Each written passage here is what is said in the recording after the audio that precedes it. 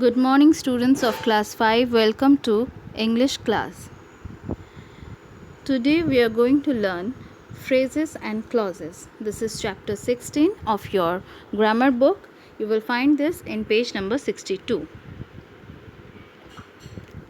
You already know what is a sentence. A sentence is a group of words that contains a subject and a predicate, and most importantly, it makes complete sense by itself. So, what is subject and what is predicate? That too you know. The subject of a sentence is a part about which something is being said, whereas the predicate of the sentence is the part which says something about the subject. Subject is generally noun or pronoun, whereas the predicate starts or has a verb in it.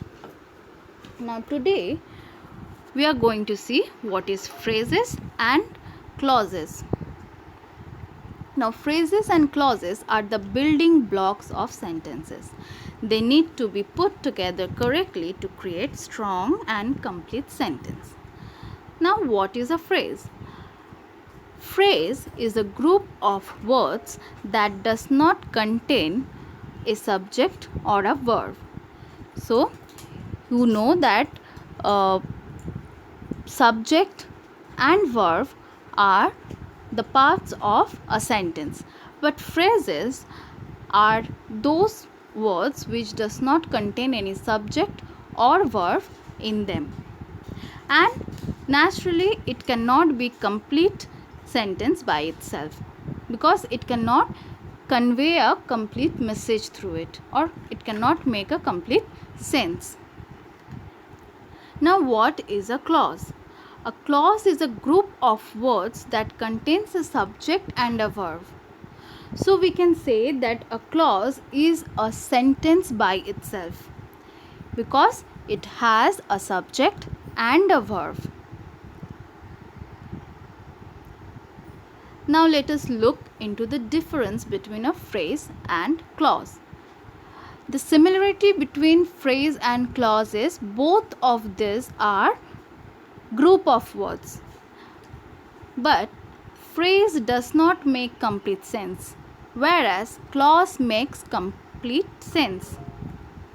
The second difference is a phrase does not contain a subject and a predicate, or it does not contain a subject and a verb, whereas a clause contains a subject and a predicate. We can also say that a clause contains a subject and a verb. Next is a phrase cannot stand alone as a sentence because it does not convey complete sense, whereas a clause can stand alone as a sentence because it convey a complete message or a complete sense. Now let us look into some examples. See, in the park. So here are three words, in the park, but it is not making a complete sense. Neither it has a subject nor a verb. So this sentence, this group of words is a phrase. Whereas you have made a mistake. In this we are having a subject you and we are having a verb have made. So this makes a complete sense and it is a clause. Let us look into some other examples.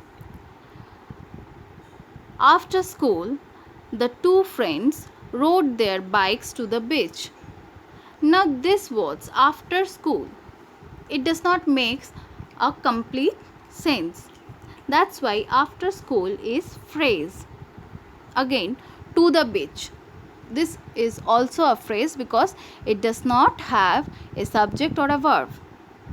Whereas, let us look at the next sentence.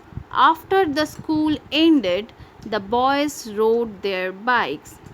Now, after the school day ended, in this portion, you are having a subject, the school, and a verb ended. So this makes a complete sense and it is a clause. Let us look into few more examples. You will find this example in your book itself. The first one, the girl in the red sari is a dancer. Now this highlighted portion, in the red sari. See, in the red sari, in here we are having 4 words, but it is not giving us a complete sense, and neither it has a subject or a verb in it. So this portion is a phrase. Whereas look at the third sentence, the girl who is wearing the red sari is a dancer. Here, who is wearing the red sari? This portion has a subject, this who, it is referring to the girl, and it also has a verb, is wearing. This portion, who is wearing the red sari, is making a complete sense. It has a subject and a verb, and it is therefore a clause. So I hope you have understood this.